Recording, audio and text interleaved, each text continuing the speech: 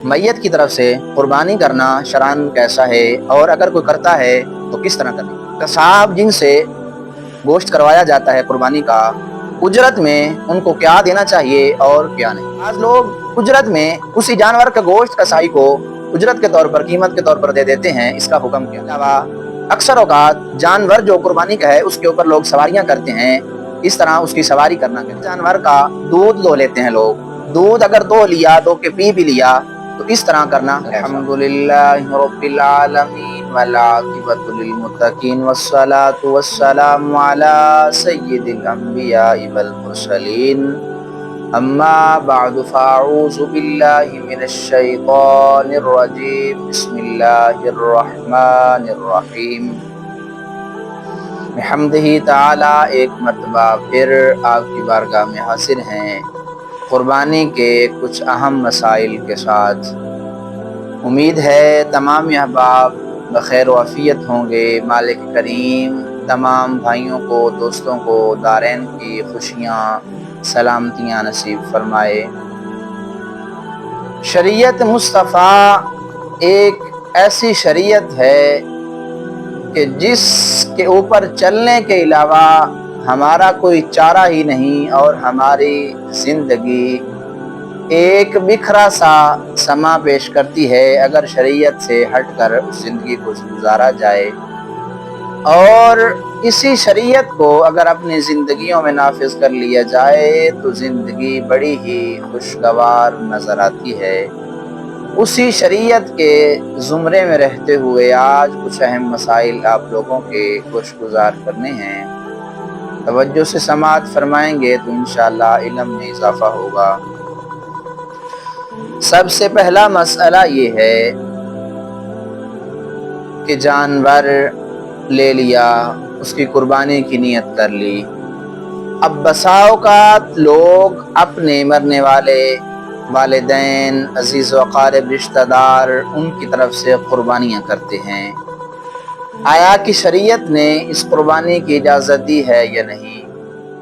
शरीयत मुतहरा की तरफ से ये इजाज़त है कि अगर कोई वालिदैन, किसी का भाई, दोस्त इस दुनिया फ़ानी से चला जाता है तो वो उसकी साले सवाब की नीयत से कुर्बानी करता है, तो कुर्बानी करना शरअन जायज़ है। अब इसकी आगे दो सूरतें बनती हैं। नंबर एक तो ये है कि मरने वाला इस दार फ़ानी को अलविदा कह के चला गया, उसने किसी को कोई वसीयत नहीं की कि मेरी तरफ से कुर्बानी करते रहना, ना ही उसने कोई अपनी ही जायदाद किसी के सपुर्द की है कि ये जायदाद ले लो और मेरी तरफ से हर साल कुर्बानी करते रहना।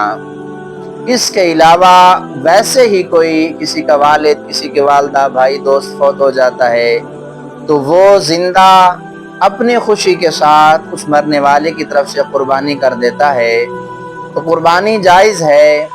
और इस कुर्बानी के गोश्त का क्या करना चाहिए।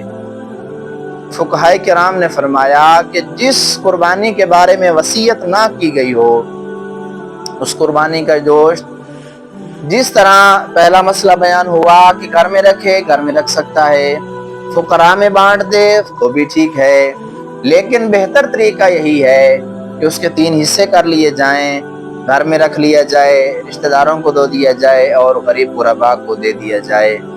ये उसकी कुर्बानी का हुक्म है कि जिसने वसीयत नहीं की, बल्कि ये खुशी से अपनी तरफ से उसकी तरफ से कुर्बानी कर रहा है। और नंबर 2, ऐसा मरने वाला कि जिसने मरने से पहले ये वसीयतनामा जारी किया कि मेरी तरफ से कुर्बानी करना, तो फुक़हा किराम के नज़दीक उस कुर्बानी का हुक्म ये है कि उसका जो गोश्त होगा वो गोश्त बेहतर यही है कि सारे का सारा सदका कर दिया जाए, घर में ना रखा जाए। अगर कोई रख भी लेता है तो ठीक है, लेकिन उम्दा और पसंदीदा और बेहतर और अफजल अमल यही है कि उस सारे के सारे गोश्त को बारगाह इलाही में सदका करके गरीब गुरबा फुक़हा के अंदर तकसीम कर दिया जाए। ये मुकम्मल हो गई बात मैयत की तरफ से कुर्बानी के हवाले से। अब अगली बात करते हैं।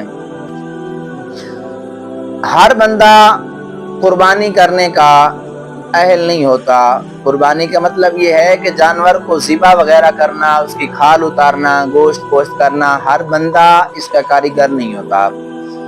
عموماً دیہاتوں میں، شہروں میں کسی نہ کسی قصاب کو بلایا جاتا ہے تاکہ گوشت وغیرہ کروایا جائے۔ صاف ظاہر بات ہے کہ جس کو بلانا ہے کچھ نہ کچھ اس کے ساتھ لینے دینے کی بات بھی ہونی ہے، کچھ اس کو دیں گے تبھی وہ کام کرنے کے لیے آئے گا۔ اب اس قصاب کو دینا ہے تو دینا کیا ہے؟ اب قصاب آیا، اس نے قربانی کی، جانور ذبح کیا۔ اب عموماً یہ دیکھنے میں آیا ہے کہ لوگ یا تو اسی جانور کی کھال اٹھا کر اس قصاب کو دے دیتے ہیں کہ یہ جو تم نے ہمیں جانور ذبح کر کے دیا، اس کا گوشت کیا، یہ کھال تمہاری ہے اور یہ سرا جو جانور کا ہے یہ بھی تمہارا ہے، یہی تمہاری اجرت ہے، تم لے کے چلے جاؤ۔ آیا کہ شریعت مطہرہ نے کھال یا سرا وغیرہ قربانی کا اجرت کے طور پر دینا، اس کے بارے میں کیا حکم ہے؟ تو شریعت مطہرہ نے اس سے منع فرمایا ہے کہ قصاب کو اجرت دینی ہے تو وہ علیحدہ پیسوں سے دی جائے، وہ چمڑا یا اس کا سرا وغیرہ جو ہے وہ اجرت کے طور پر شرعاً نہیں دیا جا سکتا۔ ہاں، چمڑے کا حکم یہی ہے کہ چمڑا اللہ کی راہ میں صدقہ کیا جائے، کسی مدارس دینیہ کو دے دیا جائے، یا کوئی غریب غربا ہیں ان کو دے دیا جائے، یعنی ایسا کوئی کام کہ جس کا تعلق فلاح کے ساتھ ہو، اس میں اس کی لاگت کر دی جائے تو یہ سب سے اعلیٰ کام ہے۔ اجرت کے طور پر کسی کو بھی اس کی کھال وغیرہ نہیں دے سکتی۔ اب اگلی بات، عموماً یہ بھی دیکھا گیا کہ لوگ چلو کھال تو نہیں دیتے لیکن اسی جانور کا گوشت اٹھا کر، اب 7 فریق ہیں، 7 فریقوں نے آپس میں یہ تہیہ کر لیا کہ یار سب کی طرف سے تھوڑا تھوڑا دے دیتے ہیں، اس کی اجرت ہو جائے گی، تو آیا کہ ایسا کرنا کیسا ہے؟ تو شریعت نے یہ حکم دیا ہے کہ گوشت بھی اجرت کے طور پر اس قصاب کو نہیں دیا جا سکتا۔ ہاں ویسے دینا ہے تو جب سب کے حصے ہو جائیں تو جو اپنے اپنے حصے سے دینا چاہتا ہے فبہا، وگرنہ قیمت کے طور پر کہ جو اس نے وہ جانور ذبح کیا، اس کا گوشت کیا، اس قیمت کے عوض جو ہے اس کو وہ گوشت دینا شرعاً جائز نہیں ہے۔ اب بات کرتے ہیں جانور کے اوپر سواری کرنے کی، یا جانور کا دودھ نکالتے ہیں جو لوگ دودھ دو لیتے ہیں، اس کے بارے میں کیا حکم ہے؟ آپ لوگوں میں نے دیکھا ہوگا کہ شہروں میں اکثر طور پر جانور جو قربانی کا ہے، بچے اس پر سواری کرتے ہیں اور طرح طرح کی اسے اذیتیں پہنچاتے ہیں۔ چونکہ قربانی کا جانور بارگاہ خداوندی میں قربان ہونے کی وجہ سے عزت والا ہے، جو بارگاہ اعلیٰ میں قبول ہو چکا، قربانی کے لیے مختص ہو چکا، ایسے جانور کو اذیت دینا ہرگز مناسب بات نہیں ہے۔ ہو سکتا ہے کہ وہ اللہ کی راہ میں قربان ہونے والا جانور ہمارے کسی کام کی وجہ سے پریشان ہو اور اس کے دل سے کوئی آہ نکل جائے اور ہمارے لیے وہ تنزلی کا سبب بن جائے، لہٰذا ایسے جانور کی عزت کرنی چاہیے، اس کے ساتھ پیار کرنا چاہیے، نہ کہ اس کے اوپر سواری کریں اور اسے طرح طرح کی تکلیفیں دیں۔ نمبر 2، قربانی کا جانور اکثر اوقات لوگ خوبصورت بنانے کے لیے اس کے پاؤں میں کڑے ڈال دیتے ہیں، گلے میں ہار ڈال دیتے ہیں اور طرح طرح کی خوبصورت چیزیں جو ہے وہ جانوروں کو پہناتے ہیں، ان کا کیا حکم ہے؟ جانور کے پیروں میں پہنا ہوا کڑا، گلے میں ڈالا ہوا ہار، پاؤں میں ڈالی ہوئی رسی یا اس کے علاوہ جو بھی کوئی چیز ہے، وہ ساری کی ساری صدقہ کرنا لازم ہے، اپنے استعمال میں نہیں لا سکتے، نہ ہی کسی دوسرے جانور کو وہ پہنا سکتے ہیں، بلکہ اللہ کی راہ میں اسے صدقہ کرنا لازم ہے۔ وجہ یہ ہے کہ وہ جانور جس وقت ہم نے اسے اللہ کی راہ میں قربان کرنے کی نیت سے لے لیا تو ساری چیزیں وہ اللہ کی راہ میں قربان ہونی ہیں۔ اب اس سے اگلی بات، دودھ دونے کے بارے میں کیا حکم ہے؟ قربانی کا جانور ذبح کرنے کے بعد جو اس کا دودھ دو لیتے ہیں تو ایسے جانور کا دودھ استعمال نہیں کرنا چاہیے کہ جو قربانی کا جانور ہو۔ اگر کسی نے دودھ نکالا ہے تو وہ دودھ نکالنے کے بعد اسے اللہ کی راہ میں صدقہ کرے، اگر کسی نے پی لیا ہے تو جتنا پیا اس کی قیمت اللہ کی راہ میں لازمی صدقہ کرے۔ اس کی وجہ یہ ہے کہ قربانی کے جانور کی کوئی بھی چیز، ایون کہ اس کی کھال ہو گئی، اس کے بال، اس کا دودھ، کوئی بھی چیز اس کی ہمارے لیے استعمال کرنا جائز نہیں ہے، اللہ کی راہ میں صدقہ کرنا لازم ہے۔